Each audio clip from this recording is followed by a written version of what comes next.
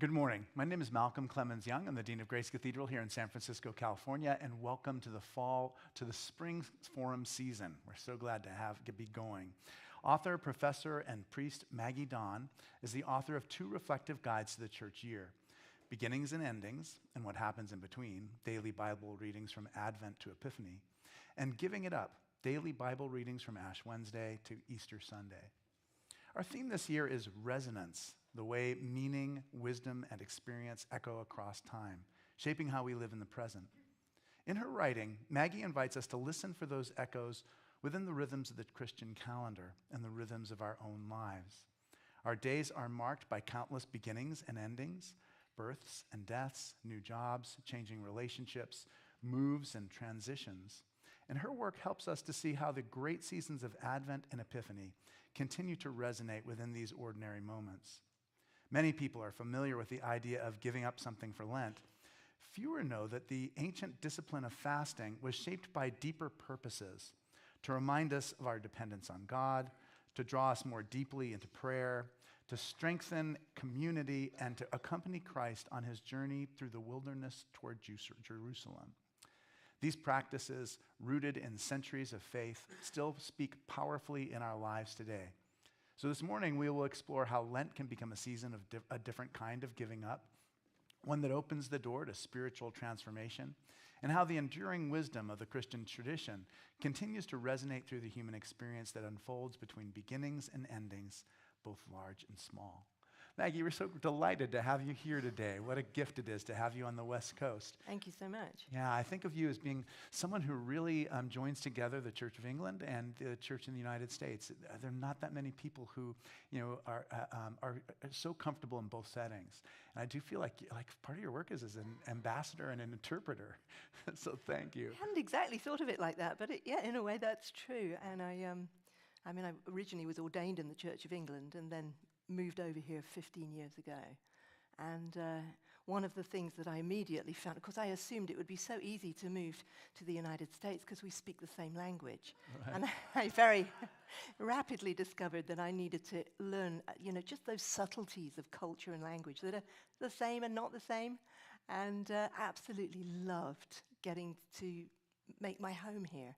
And the interesting thing was that when eventually I went back home for a time, I felt really out of place because I'd become so used to the culture here on this side of the, I say this side of the ocean, but of course I've lived in the Northeast. Right. So it's the other ocean. Yeah. And, and again, I think if I came to live over here, it would be different again because the culture is subtly different wherever you go. Yeah, I just find when I talk to, there's so many people I know who from the UK, and they have kind of preconceptions about what this is all about. Yeah. And I'm always surprised by just how sensitive and discerning you are about, no, you do understand it. And I appreciate that very much. Thank you. Yeah. So it's so good to have you.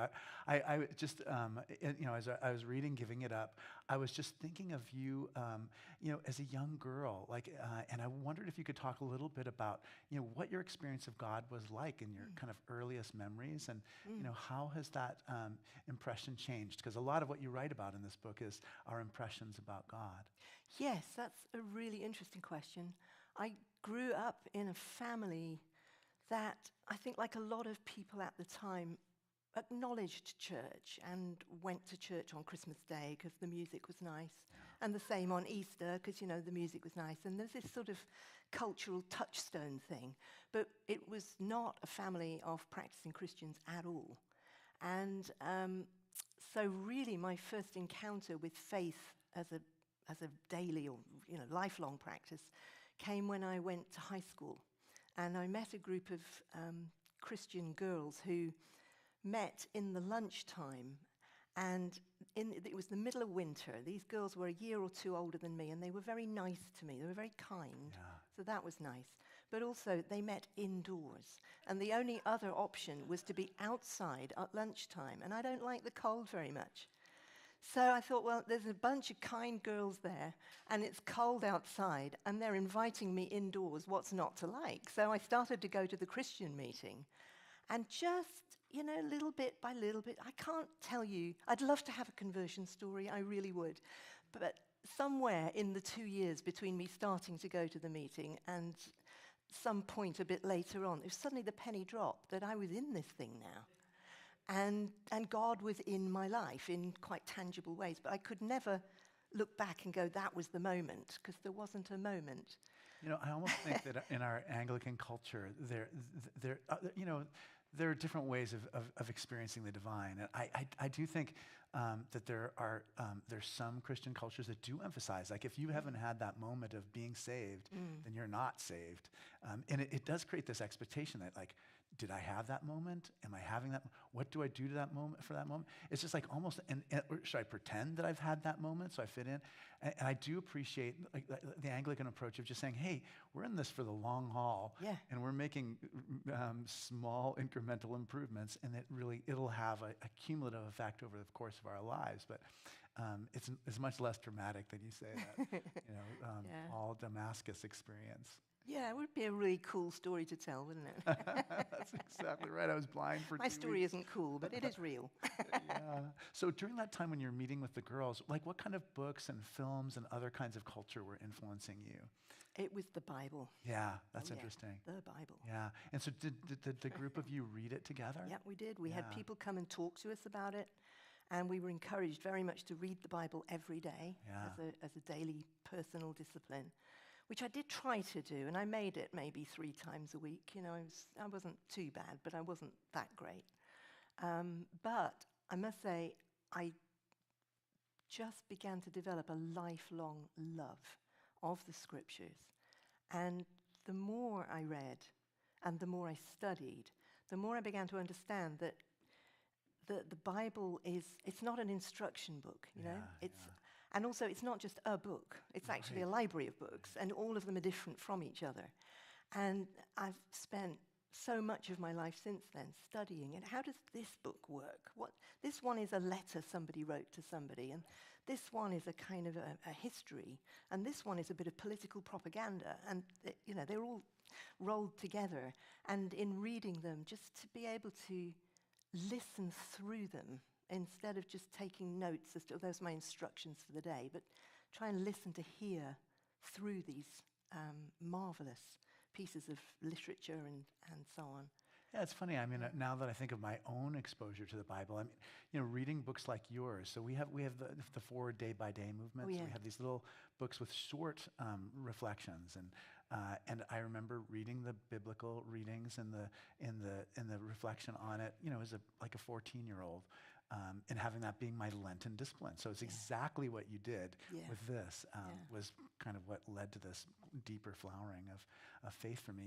One of the things that you mentioned just in passing, and I don't know if it's in Giving It Up or it's in Beginnings, but you mentioned just your knowledge of Koine Greek, your study of Koine Greek. And I wonder if you can talk a little bit about what that was like beginning to read biblical languages, and how does that change your experience of the text? How does that change your experience of your own piety too? Yeah, I started to learn Koine Greek, which is the specific kind of Greek that most of the Bible is written in or translated to. And I started to learn it because I wanted to go to Cambridge University to study theology. This is after I'd had a first career, so I was in my late 20s. And in order to get into Cambridge, you had to pass a Greek exam to go. So I thought, well, I'd better, get my skates on, and I got one of those Learn It Yourself books and started to teach myself. And my first experience of it was crying a lot. It was so hard. Yeah. The alphabet, that bit was easy, the initial stuff. But then when you started to try to put the verbs and the stuff together. It's just to explain to everybody, in English, in the English language, the order of the words in a sentence just has a huge amount of information that it conveys. Yeah. But Greek is a more inflected language. And so you're right. I mean, the clues to where the verbs are going to be translated or where the words go in English are in the case and the tense and the mood of the verbs. That's right. It was like, it was as much code cracking as translating. Yeah. It's funny, now that I read Greek all the time, I just forgot that. Yeah. Because of course you just see what the verb is, you see what the direct object is, and you put them all together. But yeah, when we were young and I first looked at it, it was, you're right. It was like really different. Code. Because I'd learned, I learned to speak Norwegian when I went to live there, and of course you're learning a language and people are around you speaking it all the time, which is a much easier way to sink yourself into a language. This is off the page because nobody speaks that Greek anymore. It's an ancient thing. So I just remember feeling really, I had to work so hard at it. Then it began to come to flow a little bit. And by the time I was in my third year, I think, at university, the exercise of the year in my one module was to translate the whole of John's Gospel from Greek into English. Oh, that's a great project. It was wonderful. And I remember telling my dad that I was doing this. I said, "Oh, Dad, I'm translating the Bible from Greek into English." And he had a great sense of humor, my dad. And he was also a classicist, so he knew exactly what he was talking about. Yeah. And he said, he said, "You're wasting your time, pet. Somebody's already done that." I love that. Nevertheless, I did translate it. And what I found was just week by week, I would go and sit with my supervisor, and he would say, "Right, show me your translation. Why did you do it like this? Why did you do it like that? Why this and not that?" Yeah. And we would back and forth about, well, you could say it like this, you could say it like that. And just those little inflections of how you translate really are different in then what you hear from it.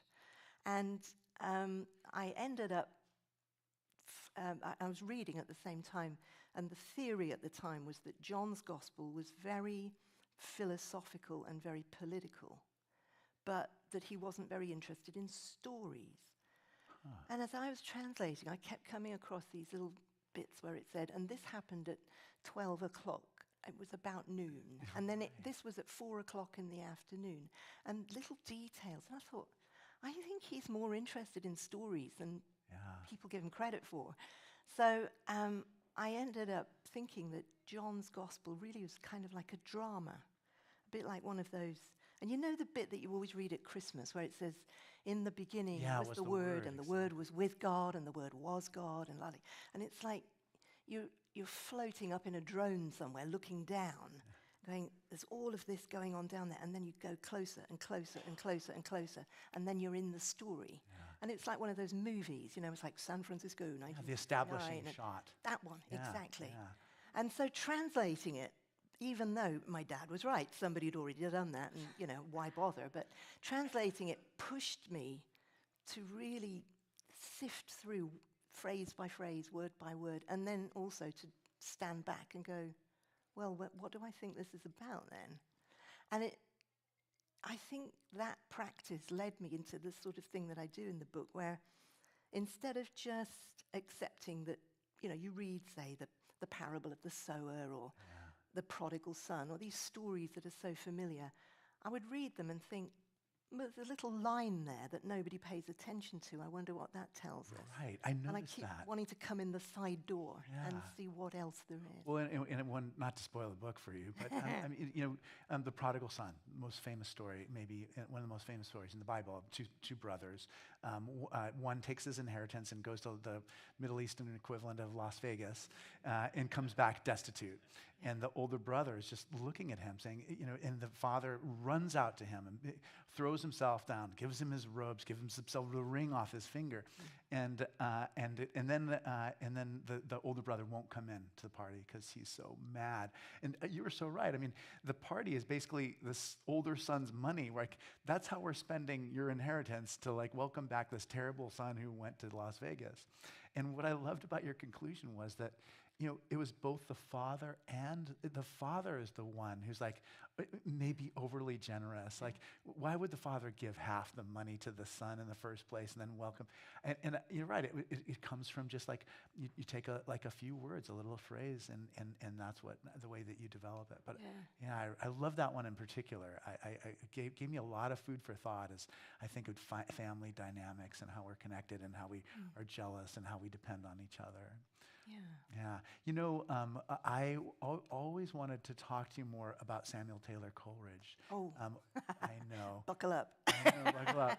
One of my favorite subjects. I know. Well, I mean, so grateful that you're finally here. I mean, and I don't know what happened. I think I thought of the idea of writing a Coleridge dissertation.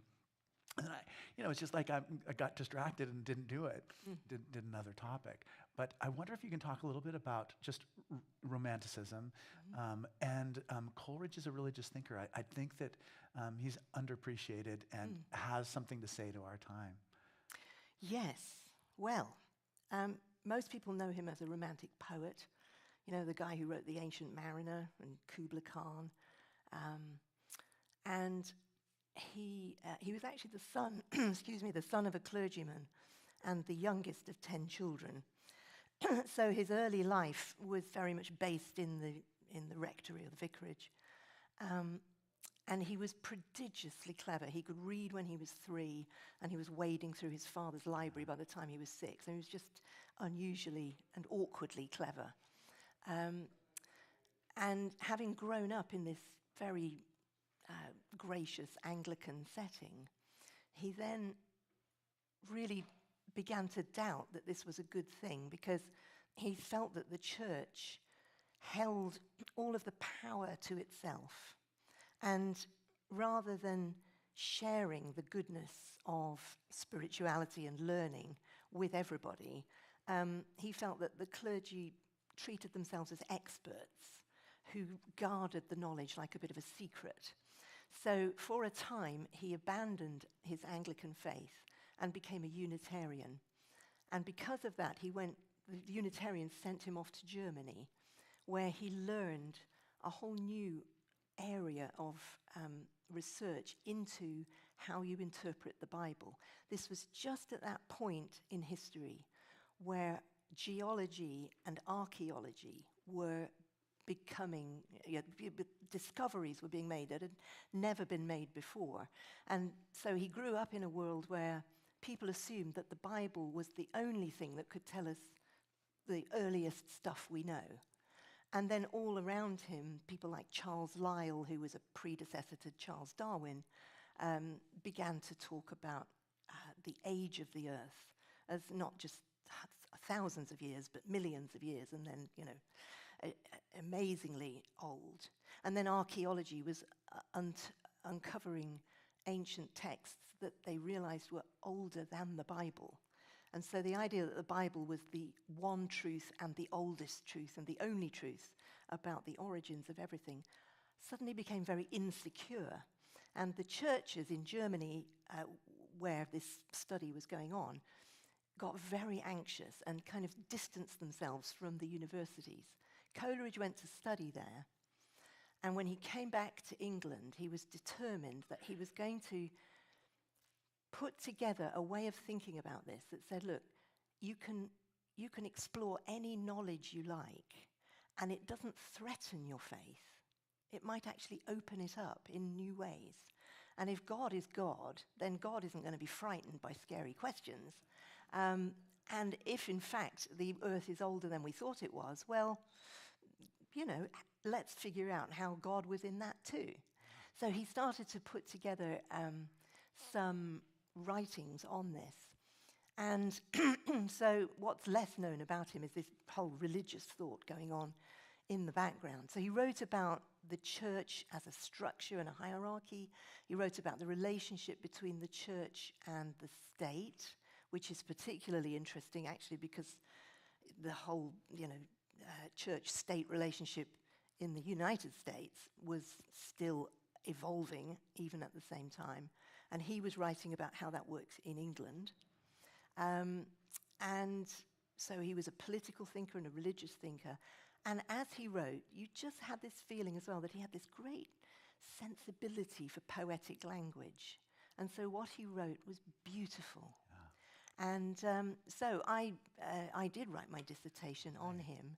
And one of the things that emerged from that was that I became more and more aware of the way in which the way you write something, if you write something as a song, it will tell you things that you can't say in an essay. If you're writing an academic essay, it's very clean, it's very precise, you never say what you believe or how you feel, and you tie all the points up and make a nice, neat conclusion. What Coleridge did was to write his theory in letters to a friend, and my dissertation was partly to demonstrate there was no friend. This was a literary confection. But in writing it to letters to a friend, he could put all of his arguments out there in quite a vulnerable way.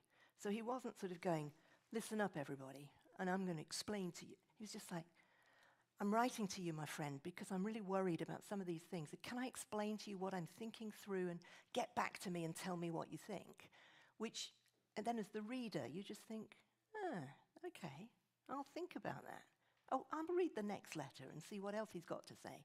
And it puts you off the back foot. And you just sit there and gradually you think, gosh, he's right. Yeah. And so he brought to the English intelligentsia these new ways of thinking in a very unthreatening and intellectually open way. And in England, the universities and the churches did not divide. They stayed together. And a few years after he died, there was this wonderful book called Essays and Reviews. That was 1860, so that was about 25 years later.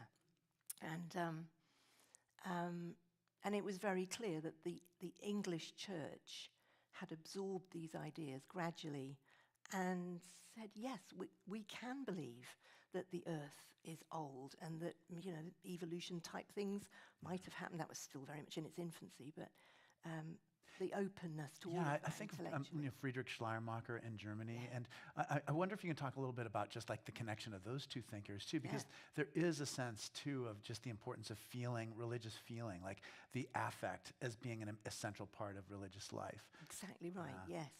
I mean, Schleiermacher and Coleridge, they were almost exact contemporaries. Yeah. And it's I don't think I can prove it, but I'm fairly sure that Coleridge read Schleiermacher. And Schleiermacher wrote about the way that you know that there is God is that inside there is a feeling. He described it as a feeling of absolute dependence.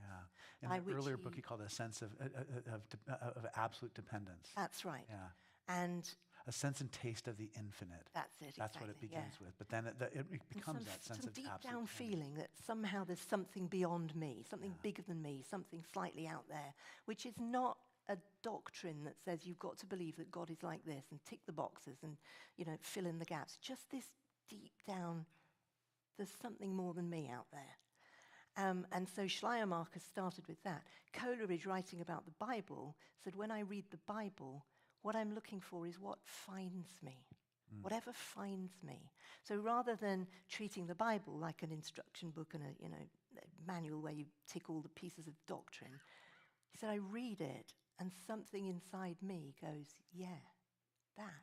It's like, that thing when sometimes you read a novel or you see a movie and you think, wow, are they writing about my life? And it's that feeling when you read the Bible and think, yes, I read the Psalms if I'm in the middle of some difficult thing in my life, and then I read King David's words and think, my goodness me, somebody else felt just like me, or that kind of thing. Yeah, in the word in this you talk about it addresses you personally.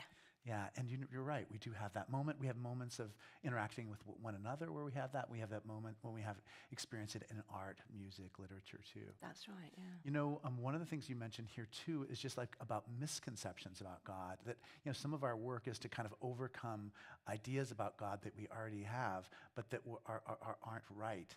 Could you talk a little bit about that and what misconceptions of God do you see in your own life or in experiences of people around you, and how do you move beyond that to like a newer, deeper, more mature experience of God? Yeah. I think this was my project in starting the book was, what am I going to give up for Lent? Well, it could be chocolate or desserts or something, but actually if I could give up something that I imagine to be true about God that isn't really true, then there'll be a freedom and liberation in my understanding of faith and of God. And I think by pushing deeper into the scriptures and like I said, coming in the side door a little bit, saying, did it really say that? Yeah. Or in fact, like with the prodigal son, it can be read in such a judgmental way. Or the parable of the sower is another one. You read the parable of the sower, which is the one where he goes out to sow, and then it says that Some of the seed falls on the ground and the birds eat it, and some of it falls in the weeds and it gets choked. And some of it grows, but even the stuff that grows is like 30%, 60%, or 100%. Now, I don't know about you, but when I went to school, I didn't want to get 30% because that was woeful. I wasn't even happy with, I wanted 100, thank you very much. And you read this parable and think, is this parable a way of explaining to me how I can get 100%? Is it? Is it? And how do I do that? But the very first line says, before he even starts to tell the story, it says, Jesus went out and sat beside the sea.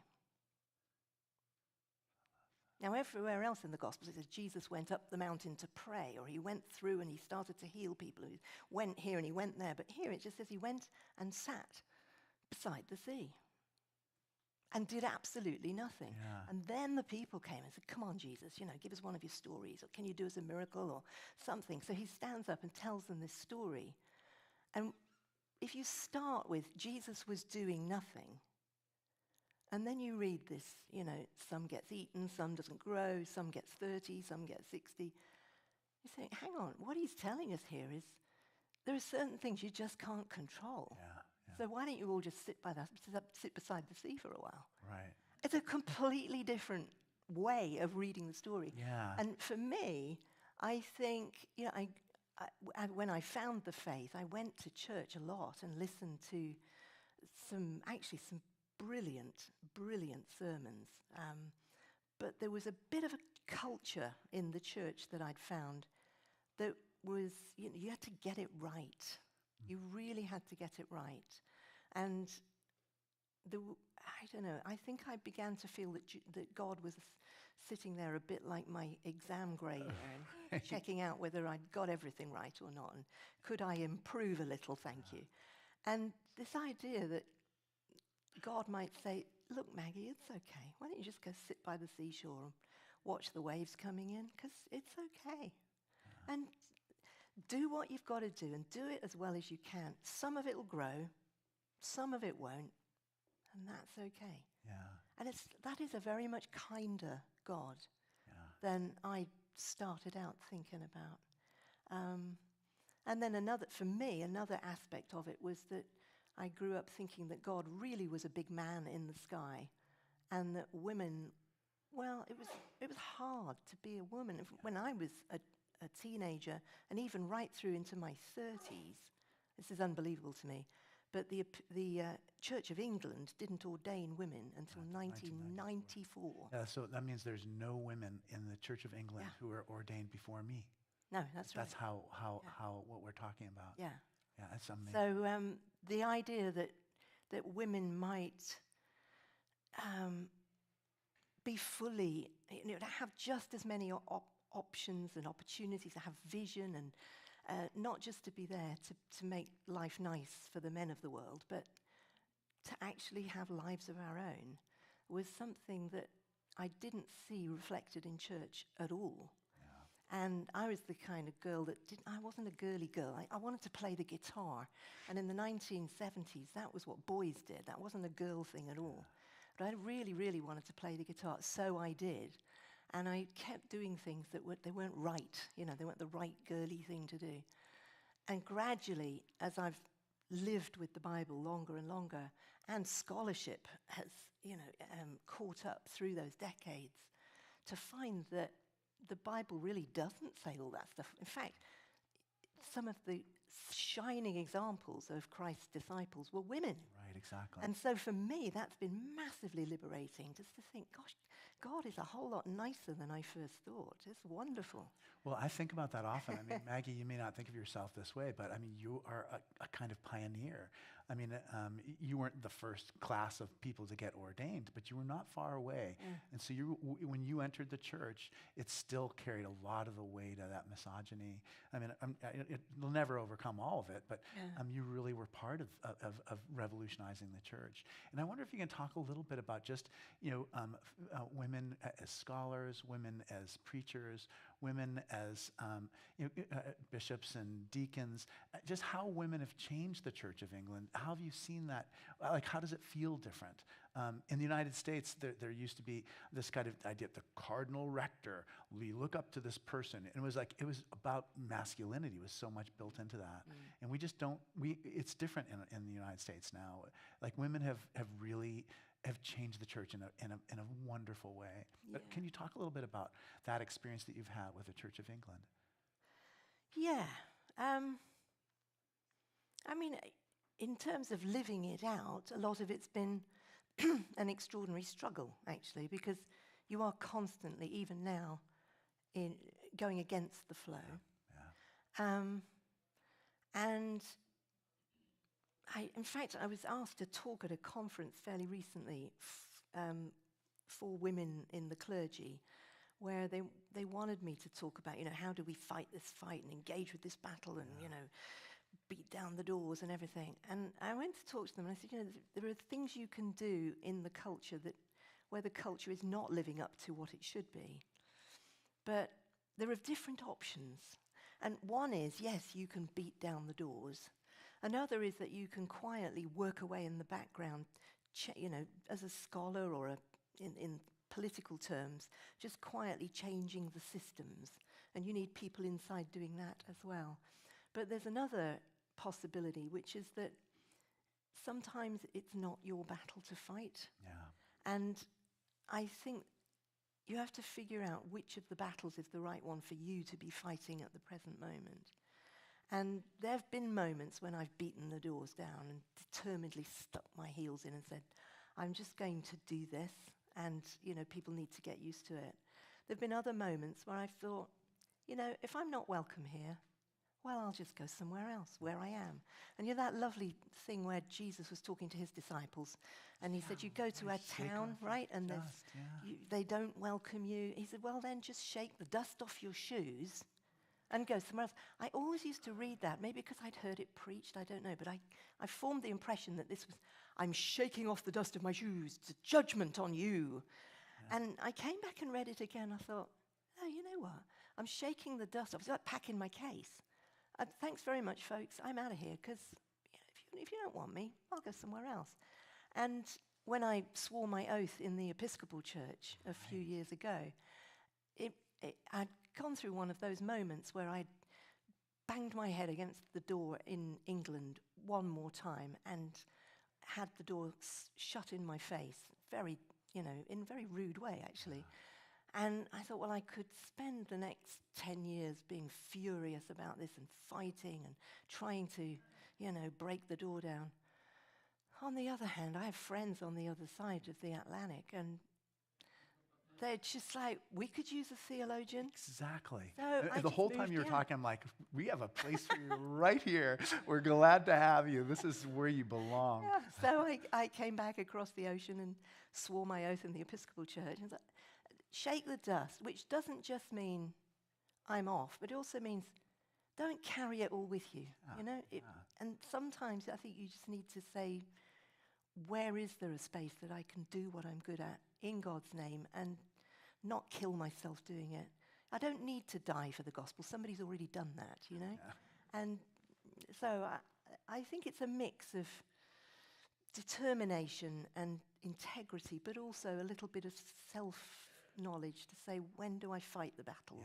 And when do I just walk away and go somewhere else? Yeah, exactly. But there's a lot of interest here in our congregation with in the new Archbishop, and so you know the new Archbishop, and Andrew does too. Yeah.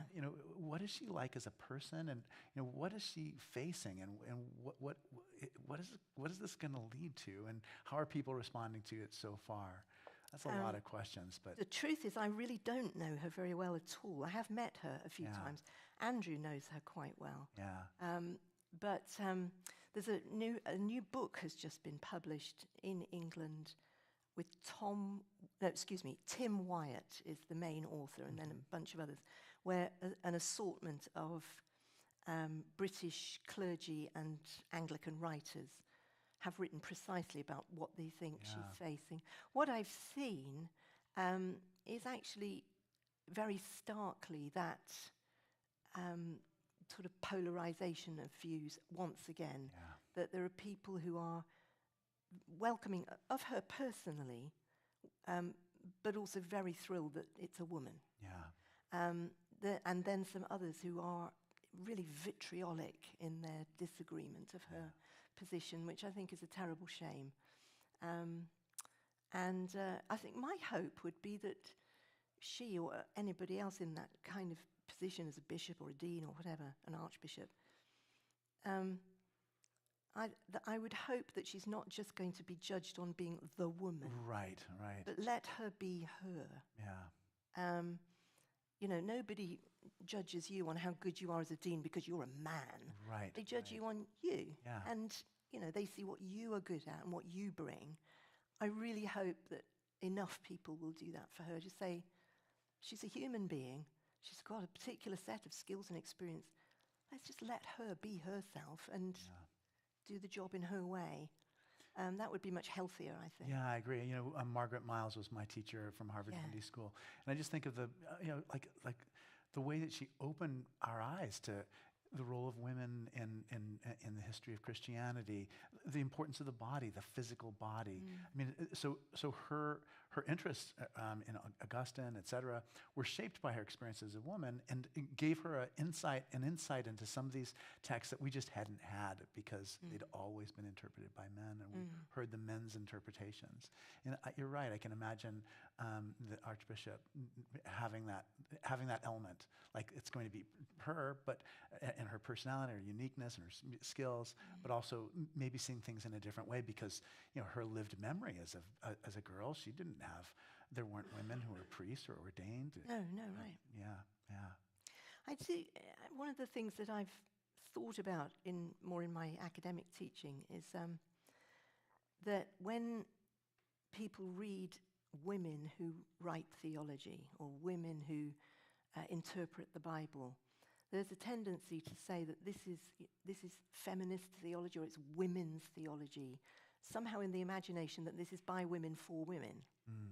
And the same if you read black theology, that it's for black people rather than by black people. Yeah. Or Asian. I mean, you could take any kind of, human identification. And the thing that I think is curious in that is that nobody looks at the classic theologians like Augustine or Karl Barth or Rana, that we were talking about yesterday. They don't think, oh, gosh, that's a man. I wonder what sort of male theology that is. Yeah. And the culture is so used to reading that as normal that somehow when men write it, it's treated as neutral. And when women write it, it's treated as, a bit different. And I think that the day I would love to see come is when nobody asks me what it's like to write as a woman theologian. I'm just a theologian. Yeah. And that's not to say that my outlook and my experience as a woman doesn't count, because it does. But we ought equally to say, your experience as whoever you are, wherever you've come from, whichever country, or whether you're a man or a woman or whatever, that all of us bring our human experience. Yeah. But that the male thing is not just norm and neutral. Right, exactly. So important.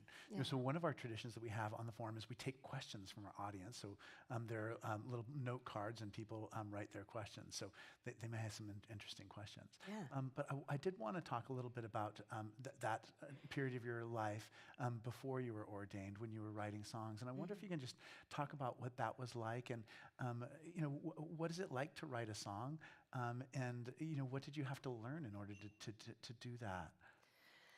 Yes, I love writing songs. My mom told me I could sing before I could talk. There's something in me that's just... That's great. Music, I can't play sports. I'm embarrassed to say that on this particular weekend. Hopeless at sports. But music is, kind of in my soul, I think. And by the time I was a teenager, I'd learned everybody else's songs, and it suddenly dawned on me, perhaps I could write a song of my own. And I think, because if you read somebody like Paul Zollo, who has interviewed every famous songwriter there is to talk to, every songwriter does it differently.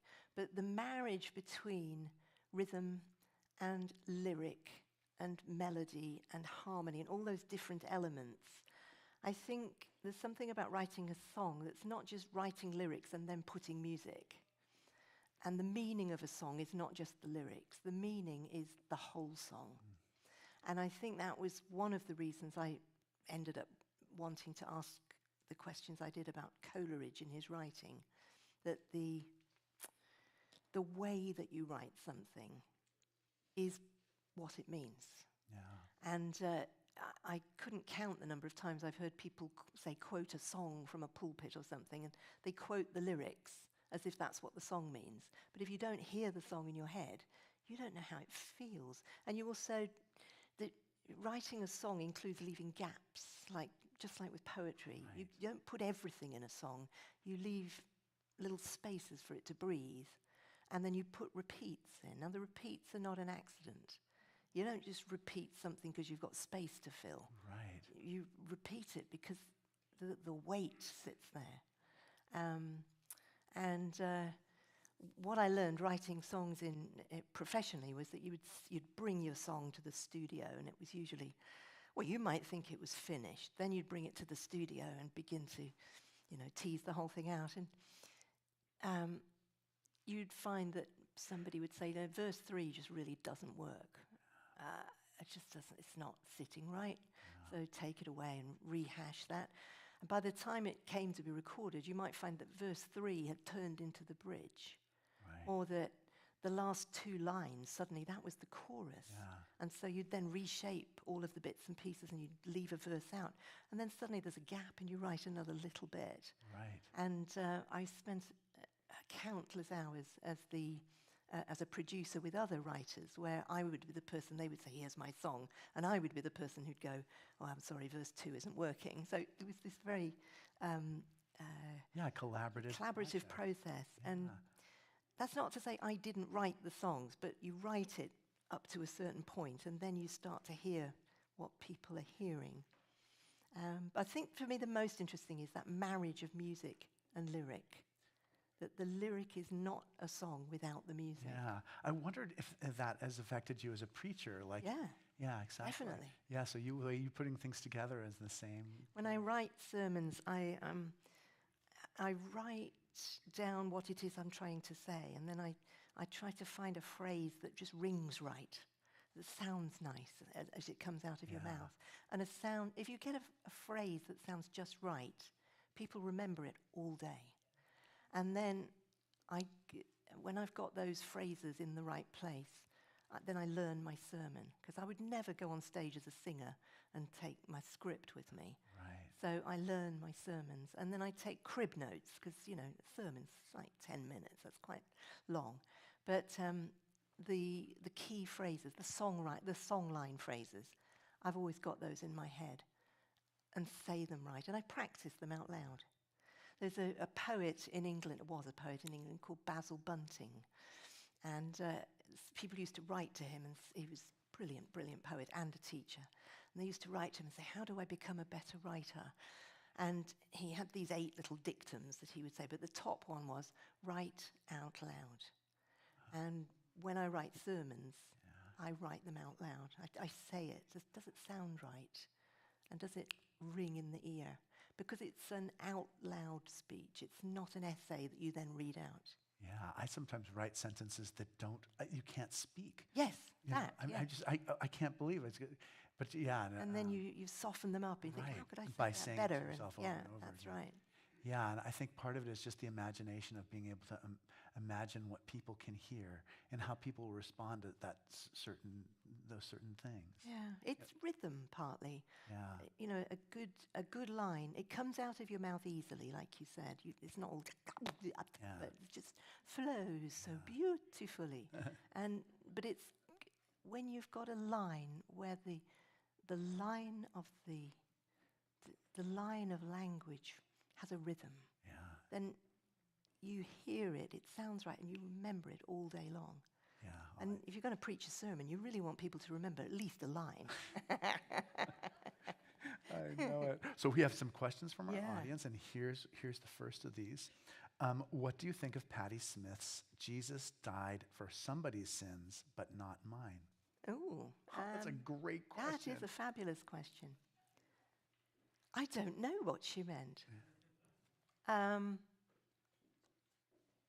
I honestly don't know what she meant. But it's a great question. It's brilliant. Yeah, I feel like brilliant it's like almost a discussion question. Like I can imagine us. Okay, everybody, we're going to divide into groups of 5 people each, and we're going to come up with. And I know that one of the groups would have a great response to this.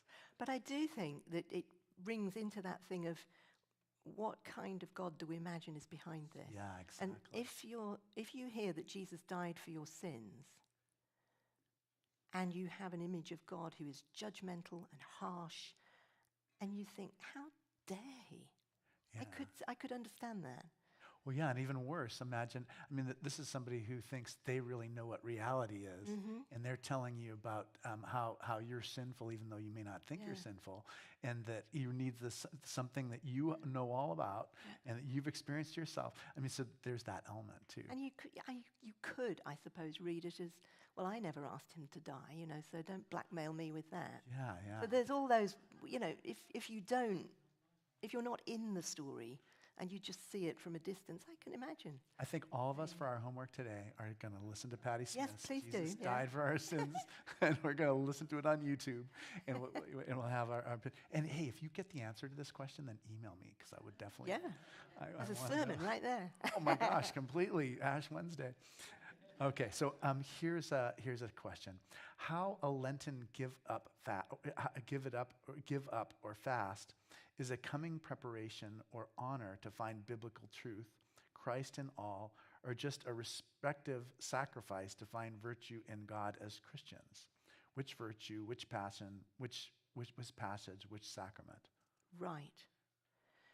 So if I've understood that right, do you give something up? Is it to give something up, is it a coming preparation, or is it a way of honoring or a way of finding biblical truth, a way of seeing Christ in all, or is it a respective sacrifice to find virtue in God? I think I would not treat it as a sacrifice as such, or at least not a sacrifice that helps me to earn something or make myself better. The interesting difference, I think, between the way we do Lent typically now and the way it was done a few hundred years ago, if you go back to the medieval era, everybody gave the same stuff up. So everybody gave up meat and dairy produce, and they would be eating, just peas and beans and late winter vegetables, which were not all that appealing, it must be said. A few wrinkly old apples, if you were lucky enough still to have some. So the Lenten diet was not appealing, but everybody did the same. Yeah.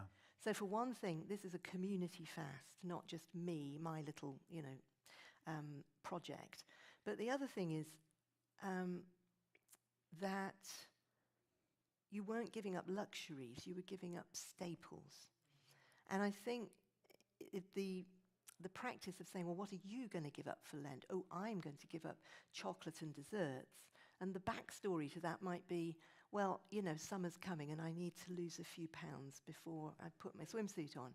And it's very easy to slip into Lent as self-improvement. And the whole message, actually, of Christianity is you can't improve yourself. You can't. Yeah. You need salvation, not cosmetic surgery. And, well, maybe I do need a bit of both, but, But the whole thing is, it's about focusing on the fact that Christ has come to save us because we can't save ourselves. So anything that makes you think, I can make myself better for God, has missed the point. Yeah. So I think any sort of sacrifice or giving up has to be focused into, can I draw closer to God? Can I know God better? Can I know better who God is, what God is like? I think I quote in the book somewhere the lovely prayer of Richard of Chichester. Day by day, dear Lord, these 3 things I pray: to see thee more clearly, love thee more dearly, follow thee more nearly day by day, which of course was made famous through Godspell, but a wonderful prayer. But I think that see thee more clearly is the first thing, that the point is not for me to make myself better. The point is for me to see better who God is. And love thee more dearly, follow thee more nearly. Yeah, I love that. Okay, here's the next question. Yeah. Please tell us about an experience of interacting, discerning, and or harmonizing with another in experience of faith. So a faith experience of another person.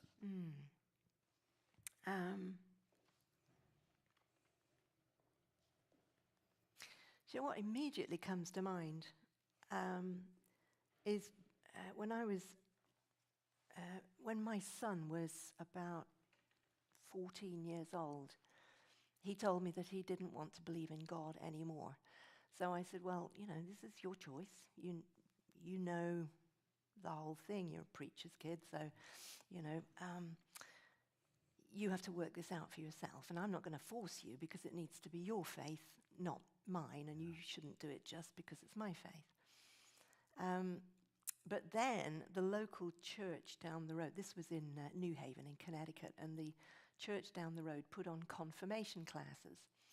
So I said to him, why don't you go to the classes and you can hear somebody else explain what it's about. Right. And then, instead of just hearing it from mom, here's somebody else, and then if you really don't want to believe it, then you'll know you've done it for yourself. Yeah. So he went off to these confirmation classes, and I think first week, wasn't impressed. Second week, there was one of my fellow professors from Yale was also going through confirmation, and he thought that this chap was really quite clever and impressive, so that was nice. The third week, they got to the creeds, and he came out of class, he said, Mom, I want to be confirmed. Okay, that's a good confirmation class. What went on there? But the really interesting thing was that he'd heard the creeds explained as, I think it was the Zulu Creed. Oh, yeah. And they described it as walking with Jesus through their life. Yeah. And for him, the penny dropped that this wasn't about agreeing with propositional arguments, or do I really believe that there's a God in heaven, or do I make myself believe things I can't believe, like Alice in Wonderland, trying to believe 6 impossible things before breakfast kind of thing. But this idea that you're walking day by day with God, the penny dropped in that. And the reason that comes to mind is that when you're very close to somebody that you love, for me, my son, and your faith is very real to you, you want them so much to share your faith. And I think the thing as a parent, perhaps, is that you really do not want to push your kids to do what you want. Yeah. But you have to back off and say, much though I want my child to share my faith, I have to let them find it for themselves. And so that was a very meaningful moment for me in my faith, just to say, hands off. Hand this over to God. Let God do what God wants to do. And it was most unexpected and very lovely. That's a great answer. Here's the next question. Thank you for an interesting perspective on wonder, on women versus men, and more. My question, how does artificial intelligence, AI, fit into the world of religion, any religion, if at all? I like that question. Something I've been thinking about a great deal. I like the question. I'm not sure if I like being asked about it in public. But anyway, here goes. I think, first thing to say is I'm not a Luddite. And I would never just reject technology out of hand. Also, I was an early adopter of blogs. And I know from experience that you can encounter people before you meet them in real life through blogging, and then, of course, COVID and Zoom and FaceTime and all that stuff made that very real to us. And all of that is part of the whole mix of the technological revolution. With AI, I think the questions we'll need to keep asking is whether we are, let me just put this together in my head. Whether we want to outsource our humanity. Because I'm all for having tools that help us to be more human and help us to connect humanly. I mean, as you know, Andrew, my husband, and I, we live either side of the Atlantic, and quite often we have to be apart for work. And if it wasn't for FaceTime, we would have a much harder time doing it. So Exactly. I love the technology that enables us to connect across the miles. But with AI, I've looked recently at things like a counselor or a priest who'll listen to you, and it's not really a priest, it's an AI machine. Can I talk to an AI machine? And when it talks back to me, am I just talking to myself? And there is something about talking to another human being that I think demands a degree of vulnerability and risk. And I think perhaps AI is taking the risk out of it. So you can have your perfect counselor, you can have a perfect priest who won't misunderstand you, but will relate back to you the perfect advice that you need. The thing is, it's not human. And there is something critical to Christian theology in this, that it's the center of our creed and the center of our whole understanding of salvation, that God could not communicate himself to us through laws and words and codes. And when the fullness of time came, he sent his Son. And Jesus took flesh and became one of us. Jesus did not send a machine to relay code to us. He took flesh and became one of us. And whatever we do with the tools, I'm fine with tools, but I think we have to be critical about, use our critical faculties and be very sure that we do not outsource our humanity and invest ourselves into a disembodied life. That's what I think. I think that's brilliant. Yeah, Harvard Magazine just came out with an article about how people, the ethics of AI and what people find acceptable. Like, it's just, like you said, it's not acceptable or ethical to have a machine taking people's confessions, for instance. But the thing, the career that people thought was, they were most offended by AI taking over was clergy.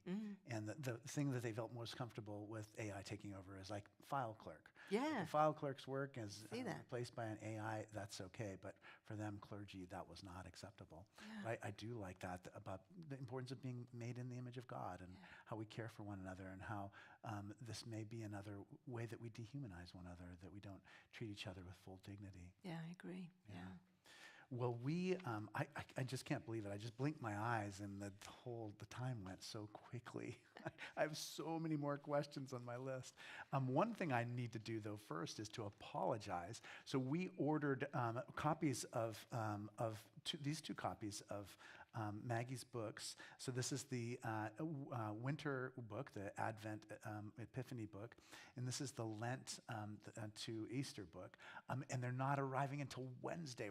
The shipment got delayed, so they'll be arriving Wednesday. But Rebecca Ness will be at the back, and you can let her know, and we'll put aside one of the books for you if you're interested. And then, the reason I have this here is because Maggie also has other books that you can check out from the library, too, to learn more about her. Please join me next week when my guest will be the Reverend Randall Balmer, professor of religion at Dartmouth and author of America's Best Idea, The Separation of Church and State. You can order Maggie's books from Rebecca at the break. And you're welcome also to join us upstairs at the 11 o'clock Eucharist today. Dean Andrew Tremlett from St. Paul's, London, will be preaching. It's going to be great. We rely on your support for the forum. Gifts of any size make a difference. There are many ways to give, including texting the word THINK, THINK, to the number 76278. And Maggie, what a joy it's been to have this time with you. And thank you so much for making this part of your Thank you. Thank you so much.